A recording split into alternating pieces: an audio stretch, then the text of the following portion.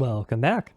In my previous episode, we left off with my dupes dealing with the unfortunate outcome of accidentally vaporizing a large fraction of the map's remaining oil reserves by Amazon Express shipping it directly into the molten fiery core of the planet.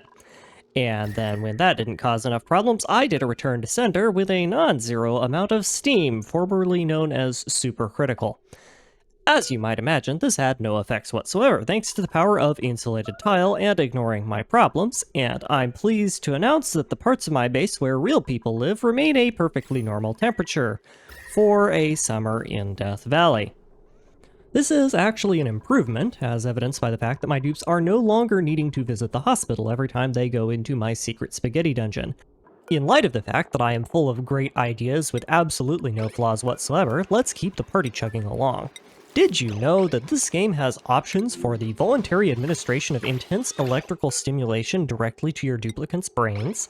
Sure, they call it neural vacillation, but my rudimentary understanding of electrical engineering tells me that this is probably a polite way of saying that the dupes are snorting a wired-up electrical plug and calling it therapy, so let's give it a try. All funnies aside, the neural vacilators are a consumable device that gives your dupes a random positive trait.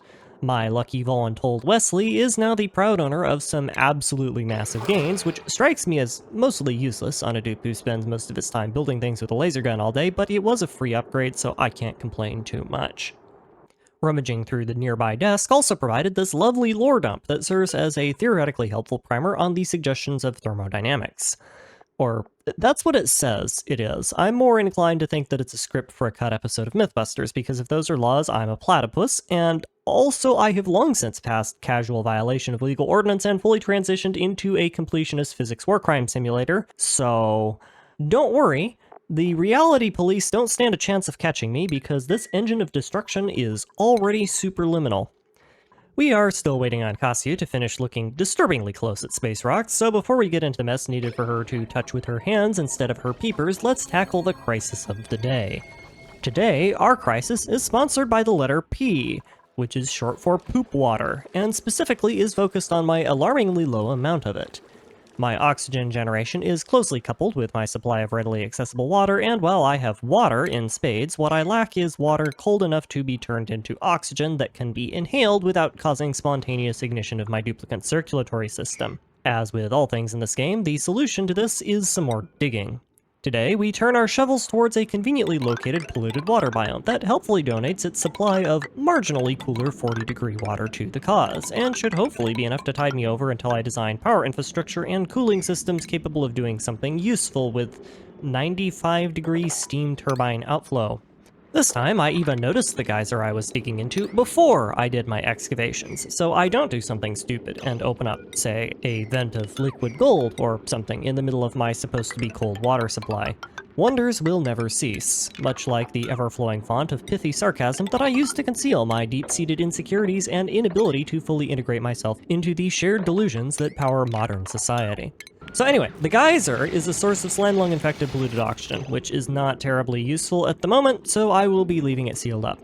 As with the hydrogen one, I will probably come along at some point and put in a system to autonomously extract usable stuff from it, but it is not a priority. Preparing for space exploration introduces a new set of weird requirements that I need to satisfy before I can even begin to think about building and supplying a rocket. There are the obvious ones, such as fuel and rocket parts, sure, but hidden among that laundry list is one that requires some fairly intensive work on my part to resolve, entirely because it requires large amounts of water at temperatures that are not 88.6 degrees centigrade, which is currently what my fresh water supply is sitting at. Happily enough, my main heat deletion unit has mostly rendered my base habitable by technical definition, and I am a technical person, so I call that good enough and swap out the primary coolant loop with a feed directly from my freshwater tank to get that chilling down. Well, I say swap. The actual process is probably best described as butchering, but by this point I have so much pipe build everywhere that I can move nearly any fluid anywhere in the map just by reconnecting them, so there isn't really a whole lot of building, just a lot of plumbing that qualifies as a cardinal sin in a few countries and the vivisection of the corpses of my old piping projects. Well, my water is chugging 10 times the United States' combined electrical output to cool its tootsies down. Let's get on with the building. The problem I'm running into here is, first, that my dupes could really use some better food. Mushrooms are fine for now, but skilled pilots have absolutely monstrous morale requirements, and the easiest lever I have to pull on to satisfy those requirements is to tickle their taste buds, in so much as they have any. The second problem is that I'm sick to death of having to deal with alerts warning me that food is rotting and would like them to stop, please. We get it. Food is rotting. I know. I slightly overproduce food by design and expect it to rot to recycle it. Stop telling me about it. This combination of requirements leaves exactly one option, which is an unappetizing sounding mix called berry sludge, made by combining sleet wheat grain with bristleberries into a slurry, which somehow is still more palatable than every fast food restaurant I've had the misfortune of eating at in the past 10 years. The dupes agree, too. It has a +3 quality rating, which is pretty decent for such a simple food to prepare, and it's relatively cheap, so bonuses all around there. Both of these crops consume a pretty generous amount of water, though, and sleet wheat in particular is annoying in that it is almost entirely requiring a sub-zero temperature, which will be very difficult indeed to maintain if I'm pumping steam turbine outflow into its farm tiles, hence why I'm cooling the water. Getting bristle blossoms growing is pretty easy. They just need water, light, and a temperate-ish environment, and all three of those can be cranked out in no time flat. The sleet wheat part of the process is a little more complicated because of the intense cooling requirement, but I can solve that problem temporarily by spamming out an army of wheezeworts and building the thing in an insulated box. It's not pretty, but it will do until I get centralized cooling up and running. Once the water is cooled, the volume of cold water coming in should also help keep the rooms chilled a bit by absorbing ambient heat and destroying it when the plants consume the water, but my cooling system is having some serious difficulties dealing with the heat backlog of my super compressed water sump, so it'll be a hot moment before the sleet wheat farm can actually produce anything. And by hot moment, I mean maybe it might start working by the next episode. So what can we occupy ourselves with in the meantime? Well, how about actually building the rocket? Seems like a good start. How complicated can that be? It turns out pretty dang complicated, because thrust-weight ratios seem to have been the one thing the devs wanted to make marginally realistic, so determining exactly how much junk I can fit on it requires things like actual math, or a bunch of trial and error. Or in my case, using a pre-built tool designed to do all the math ahead of time. So yes, it was complicated, but not for me. Haha, beep boop, calculator, go brr. Before I can make the rocket, I need to make something to shoot it out of. In light of the rather extra amounts of heat that will be building up from repeated launches, I opt to make the shell of the rocket silo out of insulated material and will replace the layer lining the inside of it if it ever starts overheating enough to melt or something. Insulated material is just rock, and goodness knows I have plenty of that lying around. It is disposable.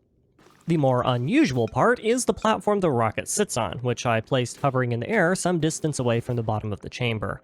This is here to build all the rocket engines on, for the simple reason that rocket launches, in violation of all of the previously established heat transfer mechanics, cheat.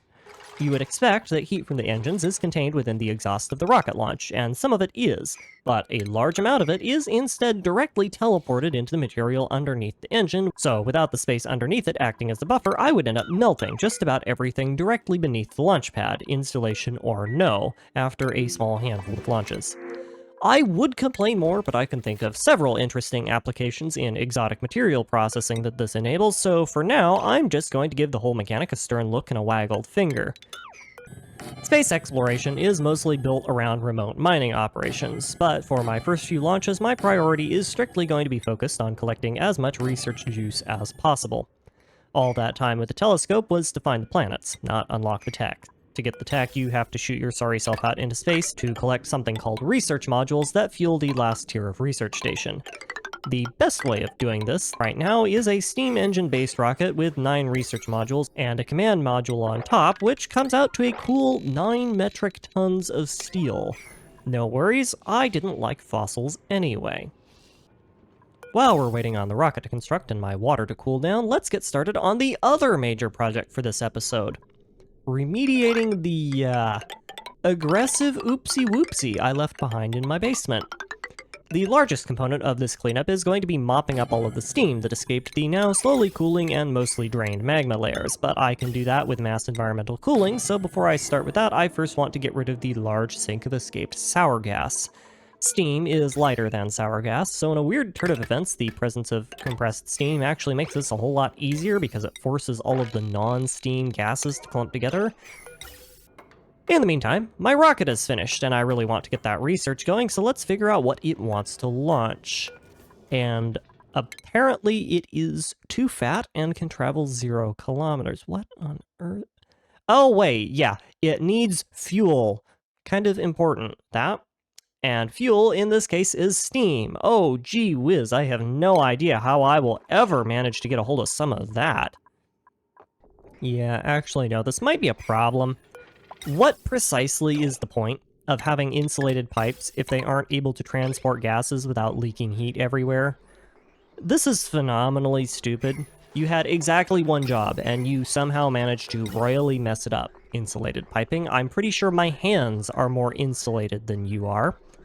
So fine then, since Her Majesty the Royal Cluster Truck, that is heat transfer in this game, decrees, I shall heat up some water on site and pump it directly into the rocket. Will that make you happy? The answer is no. Not just no, but no, with a string of monstrous profanities appended to the end. You would not believe the hell I went to try and get some stupid water to boil. Seriously, you know that saying where someone is such a bad cook that they can't boil water? That was me. It was flippin' ridiculous. First off, liquid tepidizers only heat the water to 85 degrees or so and stop. I didn't know this ahead of time, so I wasted a good 10 minutes trying to get one of those going. As far as I can tell, they're utterly useless. The heat sump design you saw a second ago didn't work because nothing up there was hot enough to extract heat from, which isn't something I thought I would be complaining about, but we live in strange times. I eventually threw up my hands, said some charming 4-letter phrases of questionable provenance, and wired in the aqua tuner I was using to boil water directly into my coolant system because clearly that could use some help, and I finally started getting somewhere. It doesn't help that my base is so large my dupes spend literally half their time running between jobs, but I can't really fix that because space is, up, and every time my dupes get up there, they have to go lollygag around and spend an hour eating or 37 minutes taking a leak or something back down at the other end of the world. So, that's nice. Come on, choke it down and squeeze it out, people. We've got work to do. To top it all off, once I got the system working, a bad pipe connection contaminated my water tank, so I get to spend a small eternity futzing with pipe connectors to filter all of that mess out. What an utterly miserable little project. But, for all of that, we got steam in the rocket engine. Finally. Look at that, I can boil water after all. Really love the nightmare that is my piping arrangement. I'm working on it, by which I mean ignoring it, I promise. One quick steam loading cycle later, and we are good to go. Come on in, Cassio, I'm sure this won't go horribly. Pay no mind to the, sky falling. We have doors for that. Though we might want to hold the launch off until after the big rocks stop raining on my head because I can't open them while it's doing that, and I don't really want to invite them inside for a cup of tea. Right, let's get this show on the road. Gantry's away, check that nobody is sucking their thumb on the launch pad, asking for a sauna of a lifetime, and the rocket is clear to fire. Bye-bye, Cassio, have a great time. And after a really short period of time, Cassio returns, laden down with absolutely massive stacks of research points in Potentia in the form of data banks, which are stored on floppy disks that the dupes just dropped in the rocket exhaust. Because floppies are famously a space-safe data storage medium that has no trouble whatsoever being thrown in a steam bath full of tiny rock particles. Good job, people. Let's maybe get those inside. Meanwhile, remediation work continues apace in the oil biome. If by remediation you actually mean the complete removal of the oil biome and its subsequent deconstruction, that is. The whole thing is far too hot for my liking, so my solution is to strip mine out the entire place while I am slowly voiding it out of non-steam gases, and once the steam is the only thing left, I can put in some thermal deletion systems and let it all condense into nothing. This has the interesting side effect of reminding me that I am, once again, incapable of seeing my nose in front of my face, because I find another geyser while doing this. It's another polluted oxygen vent, so again, not terribly useful in the grand scheme of things, but once remediation work is done, I can build a passive slime generator on it or something, so it isn't entirely pointless. My heat deletion setup of choice is the bog standard system I've been using for base cooling the whole series, with the only modification being the secondary cooling bath has been removed in favor of pumping the Aquatuner's output directly into heat sinks in the environment. Once things start cooling down here, I will need to expand the cooling loop to prevent my coolant from freezing, but there is plenty of heat down here for now, and hot pockets of gas tend to rise within their same material, so by putting it near the roof of the oil biome, I should be able to vacuum out most of the steam before I even need to worry about it. You might think that unlocking space exploration is this great milestone that will instantly catapult me into a post-technological scarcity world. The reality of it is it mostly just sheds light on how much of a pit my base is, and that I really should clean up my act before shooting it off to other people. Sure, everything technically works, but I have made so many compromises in the name of just make it technically work that the resulting kludge is getting in the way of doing anything without allowing 4 to 6 weeks for deliverance from the gods of logistics management. The worst part about it all is that it's going to be getting a whole lot worse before it gets better, because the only way I see to clean this place up involves making even more a mess of it than I have already. So it's time to start digging again. All of that digging concentrated a bunch of polluted and contaminated water at the bottom of my base. Again, because somehow, despite my best efforts, I'm unable to get rid of this stuff. But for once, that's a good thing, since collecting it was the whole point. I slap a pump on it, run yet more wire and piping to get it plumbing into the steam vent along with the original water tap from the saltwater geyser, and in doing so effectively double the amount of water I'm dumping under the magma layer. More water equals more steam pressure equals more power, and power management, which is itself closely coupled with heat management, is where I'm having the worst problem. With the pumps doing their thing and power levels rising, it's time for the next stage of remediation of my disasterscape, which I will refer to as Operation Kill the Chthonic Spaghetti Monster. Some cabling is inevitable. We surpassed some a good 400 cycles ago and are now firmly in what exactly do you think you're compensating for territory, so it's time to stop doing the bad thing and do something else instead. Will ripping out already filled pipes make a mess? Absolutely. Do I care? Absolutely not. I want this junk gone, and I want it gone yesterday, and we will politely ignore the fact that the reason I want it gone is so I can replace it further down the line. Once the Noodle demon has been given a good shearing, I refocus on my power logistics. The way power works in Oni is simple, but the game doesn't give you very optimized tools to handle it, and that has been causing me some seriously nightmarish brownouts as of late. First off, there are 4 kinds of wire: basic wire, conductive wire, heavy watt wire, and conductive heavy watt wire that can transfer 1, 2, 20, and 50 kilowatts respectively. With wire, if you draw more wattage than those limits, the wire starts breaking. Fine. Makes sense. What doesn't make sense is that those demands are calculated over the entire subnetwork of wire, so if you have 2 kilowatts of power powering 2 1 kilowatt machines, the entire wire strand has to be conductive, even if parts of it will never see more than 1 kilowatt of demand. I mostly have moved away from this problem because I have nearly infinite amounts of lead from the oil biome, which counts as a refined metal and won't melt under duplicate-friendly conditions. But all of the time I spent in GregTech has me shaking my head at the sloppy implementation. Instead, what I'm running into is issues stepping down power from my high wattage lines into those 2 kilowatt wires, largely because I keep adding junk, it keeps browning out, I keep adding more power supply without more wires, because it's just temporary, and then everything keeps breaking when the just temporary bits become integral to the function of my colony. Part of this is because the 2 ways to throttle power, which are mistakenly called transformers by the game, but really probably ought to be called cable diodes, only come in 1 kilowatt and 4 kilowatt flavors, which are, respectively, too small and too large to use with 2 kilowatt wire because this game hates logic. But most of it is me being lazy just this once and racking up technical debt faster than a coked up comp sci major on a coding bender. Stunningly enough, taking the hatchet to my Eldritch spaghetti tentacle problem kind of fixes everything, and I don't know how or why. My best theory is that I was being gated more on my ability to consume power than I was my ability to produce it, but I'm not going to ask questions in case something breaks.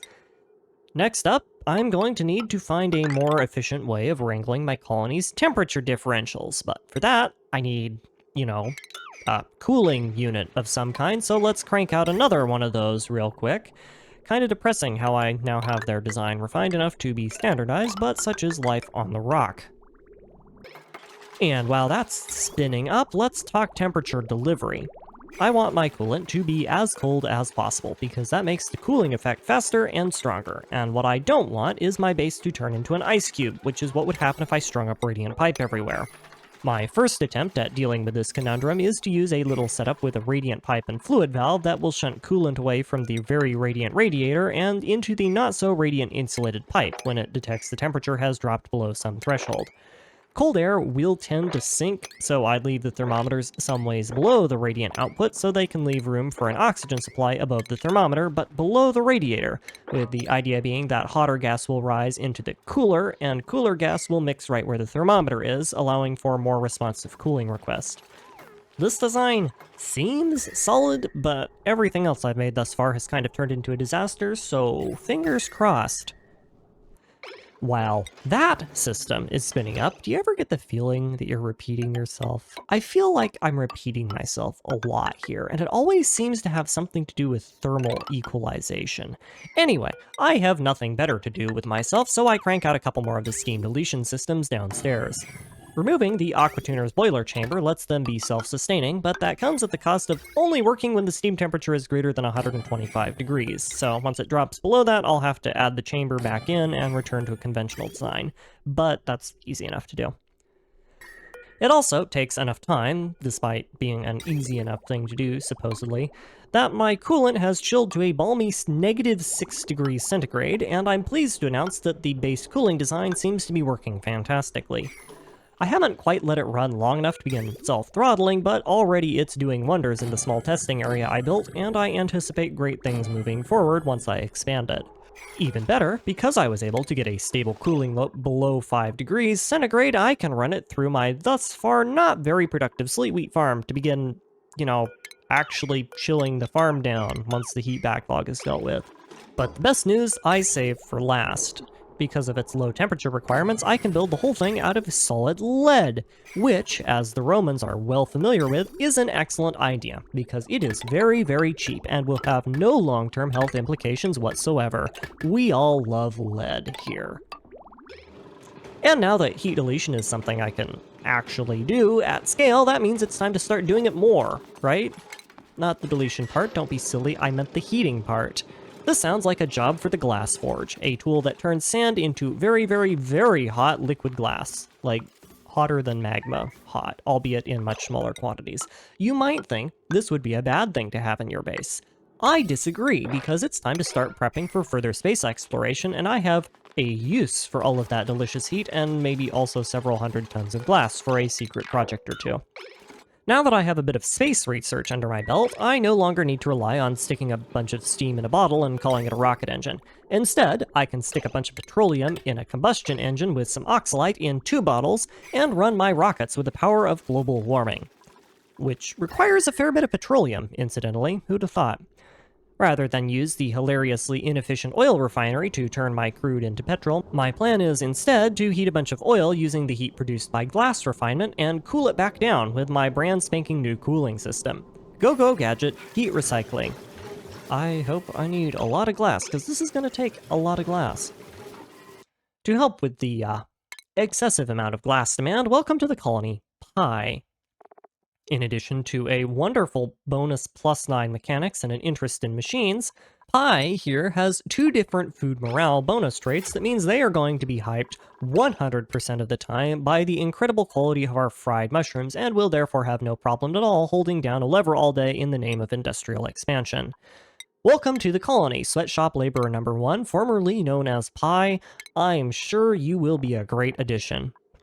Having a new dupe without ridiculously fast movement speed has the unintended but positive side effect of reminding me how much time my dupes are spending doing menial delivery tasks, so to that end, I finally crack open the shipping tab. It's actually quite useful. With a couple of weirdly placed storage containers, I all but eliminated my material delivery requirements for the floating machine platform, and while I can't harvest my crops directly with them, I can automate the delivery of farmed goods to the kitchen and cooked food to the mess hall. Which sounds pedantic until you realize that my dupes are regularly making half a dozen trips a day, and each time they make a trip, they're transporting less than 1/10% of their carrying capacity's worth of food. Even just concentrating those stacks down to a single item for pickup would be a massive time save, but I can eliminate that need entirely. Oh good, another crisis. Houston, we have a problem. You remember how I was using oil as my coolant for the metal refinery? Well, it cooled the refinery, all right, at the cost of overheating the living daylights out of my infinite fluid storage tank, which is now so hot that I'm unable to pump fluid out of it because it broke the pumps, leaving me with a small quantity of 5,700 tons of boiling hot oil that I can do exactly nothing with.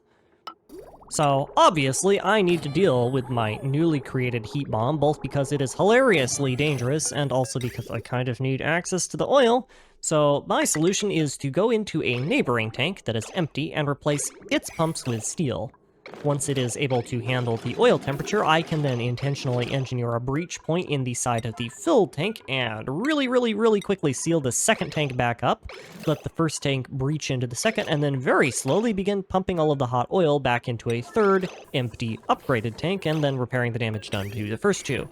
So yeah, it's annoying, but it's also not really the end of the world. Meanwhile, back in the basement, remediation efforts are going so well that I'm almost ready to transition my cooling setups back to indirect conduction, which also means it's now habitable enough to begin the bulk extraction of literally every resource in the biome. No, I am not making this up. I have plans, and those plans require several hundred metric tons of steel, which needs lime, which means I get to visit Untold Blasphemy upon the map's cache of dinosaur bones. Paleontologists might want to mount my head on a stick, but it is not my fault that ancient lifeforms decided to make their bones out of extremely useful industrial materials. I consider myself entirely blameless.